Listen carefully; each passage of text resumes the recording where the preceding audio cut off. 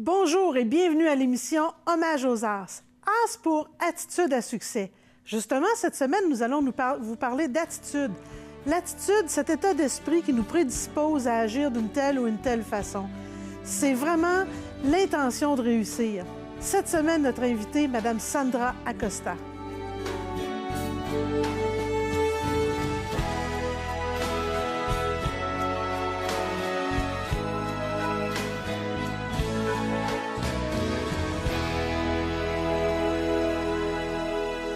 Bonjour Sandra. Bonjour. Quel plaisir de te recevoir aujourd'hui. Tu vas pouvoir nous raconter ton histoire, le défi que tu as dû relever en arrivant ici au Québec. Alors, premièrement, de quelle origine tu viens? Je suis colombienne. Colombienne. Oui. Ça fait combien de temps que tu es arrivée? Ça fait 9 ans et demi en 2006. 9 ans et demi en 2006. Tu es arrivée en 2006? Oui. OK. Alors, y avait-tu une raison particulière pourquoi tu as décidé de quitter la Colombie puis t'en venir au Québec? Oui, ma famille et moi, on était menacés de mort. OK. Puis, on a pensé faire la demande au gouvernement canadien pour le programme de réfugiés à cause de la violence. OK. C'est ça. Fait que tu t'es venue ici avec ta mère? Avec ma mère et mon conjoint et mes enfants. OK. Quel âge qu'avaient tes enfants à ce moment-là? Et mon grand avait 13 ans et ma fille 10 ans. Hey, c'est tout un défi de décider de quitter sa maison, sa famille. Les familles, tu as des frères et des sœurs là-bas, j'imagine? Oui, tout le reste de ma famille, oui. OK. C'est très dur. Fait que... Et là, tu es arrivée ici. Est-ce que tu parlais un petit peu le français? Non, non, Pas non. du non. tout? Pas du tout, rien. Oh, Rien. mon Dieu. Aucune personne de ma famille. Alors, comment ça s'est passé quand tu es arrivée? Mais on est arrivé ici le 23 juin 2006, comme je vous dis. Et, après ça, après 4 mois d'avoir arrivé, on a commencé la francisation. Oui. Dans les 4 mois, sans parler le français, mais a été toute une relève à l'épicerie, sans auto, avec beaucoup de besoins, mais de toute façon, on a bien sorti après ça. Ah, bien, c'est merveilleux. Mais dis-moi une chose, quand tu arrives ici, est-ce que le fait d'arriver, lequel des défis qui est le pire?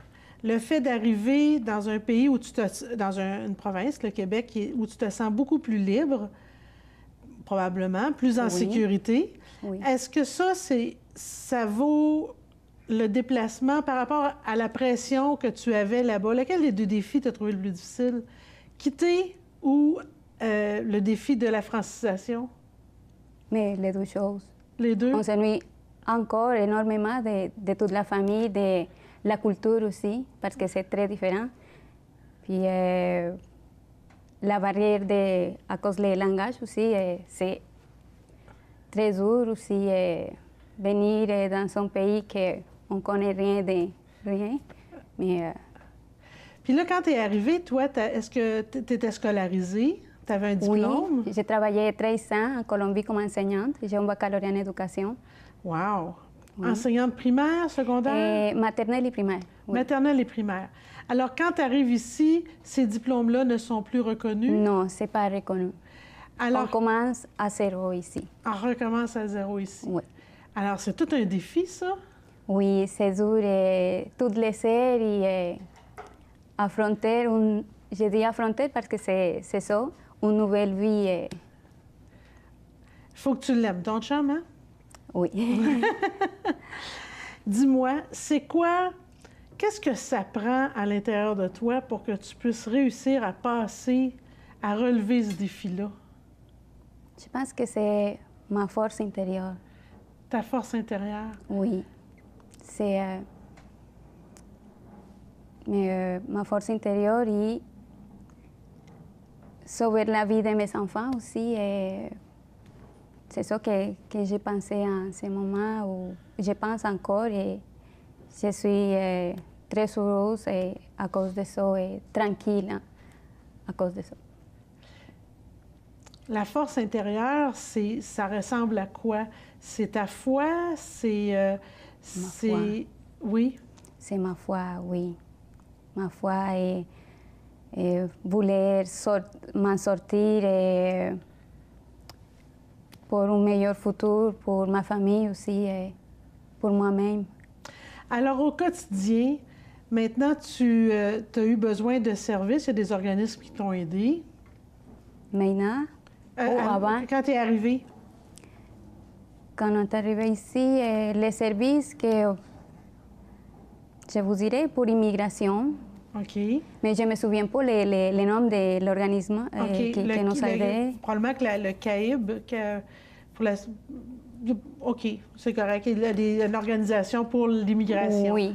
Le CAIBF, si je me souviens bien, j'ai de la misère à le Rita dire. Là. Saint-Pierre, Oui, je me souviens pas, je m'excuse, je me souviens pas les noms. Oui. Mais oui, nous a aidé énormément pour faire toute la démarche pour la caisse populaire et trouver un appartement. Et les premiers mois de traduire chez les médecins, l'hôpital, tout ça qu'on avait besoin à ce moment-là. C'est spécial que tu nous racontes ça parce que nous, là, on n'a pas cette impression-là. Hein? On vous rencontre sur la rue, puis on prend pour acquis toute la liberté qu'on a, puis comment c'est facile de vivre ici à tous les jours et au quotidien. Mais toi, tu arrives avec les barrières de langue, avec tes enfants. Oui. L'intégration à l'école de tes enfants, ça s'est fait comment? Et pour mon premier garçon, n'était pas facile. Et les premiers mois, surtout les premiers mois, et ma fille aussi, que c'est la deuxième, et on ne comprend rien, ça c'est sûr, et tout le monde parle en français. Et mes deux enfants, on arrivait à la maison à pleurer, à me dire « Maman, je ne comprends rien, et je ne peux pas plus, et c'est tout pour nous, pourquoi nous sommes ici ?» M'ont demandé souvent ça. Pourquoi nous sommes ici, maman? On a pleuré ensemble presque tout le temps. Est-ce qu'eux étaient en mesure de le comprendre, la raison pour laquelle vous étiez arrivés ici? Mes enfants? Oui. Maintenant, oui. Maintenant, oui. Oui. Puis là, maintenant, ils sont toujours à l'école? Mais ma fille, oui. Oui. Les premières, elle pas l'école et a des difficultés encore. Mais j'ai un enfant, un petit enfant ici. Et quand j'arrivais ici, dans les premiers mois, j'ai tombé enceinte. OK. Et lui vient d'avoir 8 ans, mais lui va à l'école. OK. Fait que là, maintenant, tu as 3 enfants. J'ai 3 enfants. Hey, félicitations. Mais merci. Vraiment. Puis écoute, tu es magnifique, tu es rayonnante. On ne pourrait jamais penser que tu es une maman qui a 3 enfants. Là. Merci, c'est très gentil. C'est vraiment particulier. Est-ce que tu travailles maintenant? Oui, c'est grâce à tout un objectif de vie. Oui. Et que je me fais dans un programme ici à Victoriaville. Oui. Et un défi de retourner à l'école. Moi, je l'ai fait et grâce à Dieu, j'ai fini mon école et j'ai trouvé un travail avant de finir. OK. Puis, tu as retourné à l'école. Qu'est-ce que as-tu pris un métier? C'est quoi tu faisais à l'école? Mais j'ai commencé ici pour faire les français de secondaire 3, 4 et 5 OK. en 4 mois. Puis, En 4 mois? Oui. Puis Wow. après... Tu sais qu'il y a des gens ici qui parlent le français qui font pas ça en 4 mois. Tu es vraiment bonne. Merci. Puis c'est juste pour pouvoir rentrer à l'école Vision 2020, mais Oui. c'est une exigence pour les immigrants aussi, les Français de secondaire 5. Moi, je l'ai fait, je m'inscris en même temps pour faire mes études d'infirmière auxiliaire, mais je n'ai pas réussi à ce moment-là les tests d'admission. OK. Mais je me dis, OK, je veux travailler ou faire quelque chose en santé. Je continuais et je dis, je me vais inscrire pour les cours de préposition bénéficiaire. OK. Puis c'est ce que j'ai fait et j'ai réussi. Est-ce que tu es heureuse dans ce que tu fais? Oui. Oui? C'est très satisfaisant pour moi. Wow. Vraiment chapeau. Mais merci. Maintenant que tu es ici, est-ce que tu as encore des contacts avec ta famille en Colombie? Oui, de temps en temps, on se parle pour les réseaux sociaux. Oui. Puis est-ce qu'eux sont encore en danger? Ma famille, Oui? Ceux qui sont en Colombie présentement? mais oui, mais sont très, je ne sais pas comment vous dire, aiment beaucoup son pays. On dit on va mourir ici, c'est tout pour nous. Que eux ne veulent pas faire tout cet non, effort? toute la toute démarche, la parce démarche, que oui. ça prend du temps. Oui, pour ça nous, prend- ça a pris 12 ans et demi, mais on a eu la patience, mais pas les autres. Ton conjoint, il fait quoi? Lui travaille pour Olimel. Olimel, oui. Oui, ça fait 7 ans que lui travaille. Puis comment il a trouvé ça, lui, la démarche ici? Parce que c'est dur sur un couple aussi de se... J'imagine que ça vous a soudés, mais en même temps, c'est quand même une grosse pression sur un couple d'arriver dans un pays étranger. Oui, oui, c'est dur. Je vous dirais que c'est plus l'amour et la confiance, puis la persévérance entre les deux personnes qui Fait qu'on s'en sort. Oui, on s'en sort. Si tu avais un message à dire à quelqu'un qui, comme toi, arrive ici, puis qui trouve que la montagne est énorme, qu'est-ce que tu lui dirais? Lâche pas. Lâche pas. On peut y arriver, ça prend du temps, peut-être, oui ou non, mais on peut s'en sortir ici. On peut vivre en sécurité.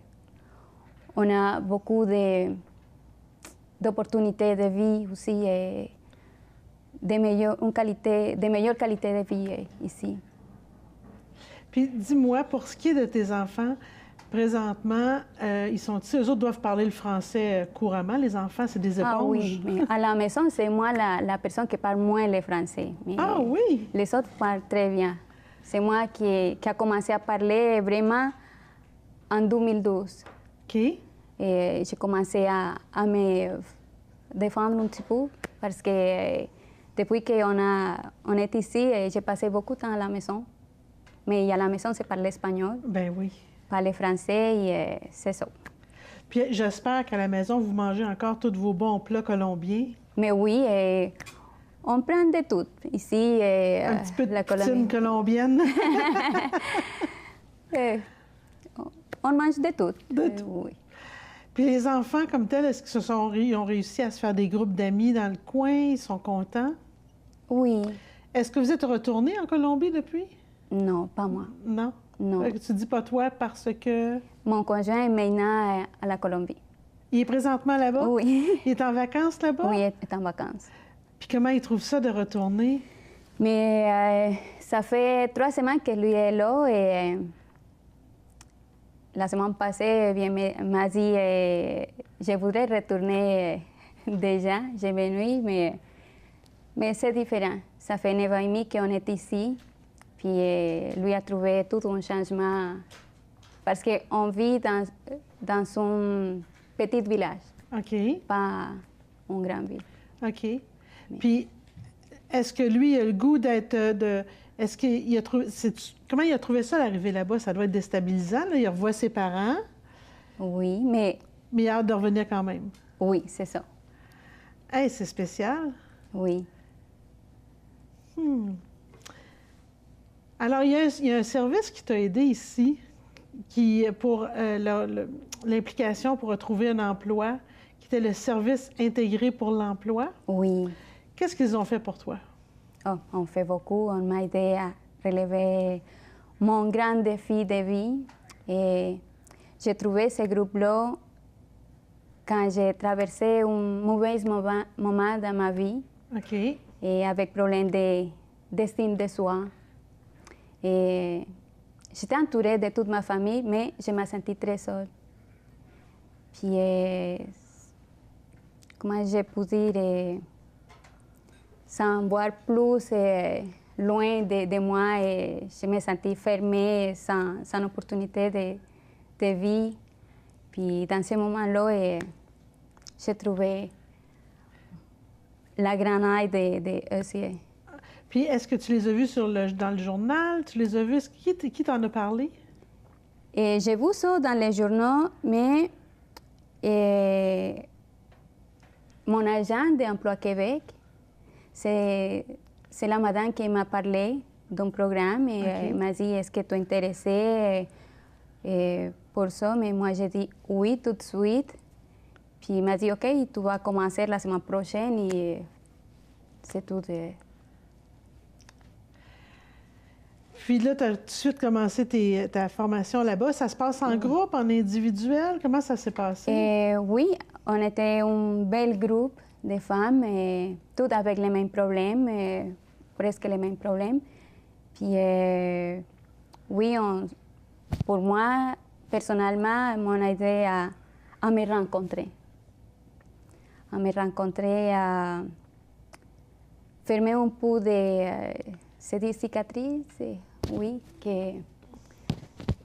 mais on était ici, dans ma mémoire aussi, un bel programme pour la réussite comme personne. Je me trouvais avec mes valeurs, que j'ai pensé qu'on était partout. OK. Puis mes valeurs et mon esprit aussi. Mais là, tu as rencontré des amis. Des amis, oui, j'ai encore, je parle beaucoup avec les filles, de temps en temps aussi pour les réseaux sociaux, parce que quelques filles sont loin d'ici. On a fait un petit groupe en Facebook pour nous parler de temps en temps aussi. Fait que ça brise l'isolement. Oui. Tu es moins tout seul. Oui. Fait que, puis là, ben, tu as pu redécouvrir la belle personne que tu es. Oui. C'est bien. Écoute, aujourd'hui, on a une madame de Service intégré pour l'emploi, Madame Christiane, qui va venir se joindre à nous. Ah, merci. Bonjour, Christiane. Bonjour, Christiane. Ça fait-tu longtemps que vous vous êtes pas vues, toutes les deux? Ça fait Oui. un long bout de temps. Ça doit Oui. faire 2 ans.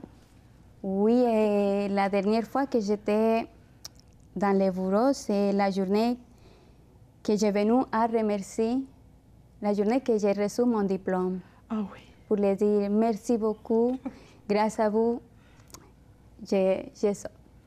Hey. Grâce à toi aussi. Oui. Ben écoute, moi, là, je suis tellement...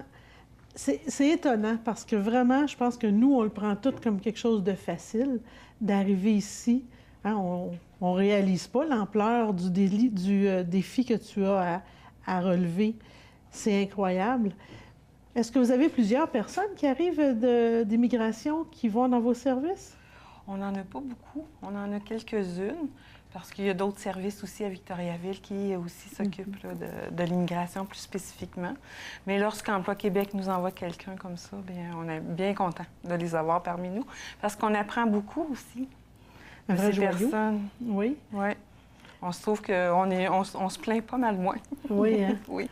Et ça aide aussi les autres clientes, ça nous fait voir d'autres choses. C'est une richesse, dans le fond.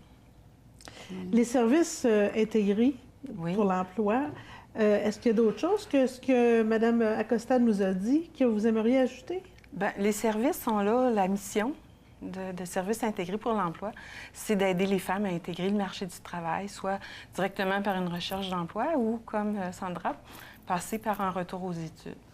Alors, c'est sûr que les premiers services, c'est le centre, la démarche de choix de carrière.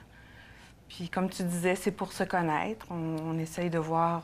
on se connaît, mais c'est comme pour mettre des mots au niveau de ses valeurs, au niveau de sa personnalité, au niveau de ses intérêts. Connaître ses préférences? Oui, ses capacités et connaître surtout aussi le marché du travail pour pouvoir y entrer. Il faut le connaître. Oui, effectivement. Alors ça, c'est un des services. Après ça, bien, il y a le service, bien sûr, de recherche d'emploi. Nos services sont soit de groupe ou individuels. Qu'est-ce que tu allais dire? Non, mais que dans les programmes, je peux ajouter qu'on a la liberté de choisir qu'est-ce qu'on voulait faire. OK. Pour les marchés au travail, pour moi, c'est ça que j'ai choisi, les milieux santé. Et on a fait un petit stage de 1 mois, 3 mois, je me souviens pas combien de temps. Mais on a fait un stage, mais c'est ça que j'ai trouvé mon affinité à ce que je fais maintenant. Et maintenant, tu travailles à quel endroit? Je travaille pour la C3S, OK. puis Ushane, Warwick et à l'hôpital de temps en temps pour faire service privé. OK. Fait que là, tu travailles à temps plein avec tous les endroits que tu me donnes là? Mais je suis à temps partiel maintenant sur appel parce que gagner une place, c'est pas facile, ça prend du temps. OK. Dis-moi, si jamais tu avais à refaire tout ça, le referais-tu? C'est une grosse Bonne question, hein? Oui.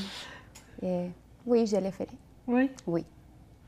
Mais j'irai sûrement à chercher l'aide en SIA. C'est sûr, et j'irai et je dirai, j'ai besoin de l'aide.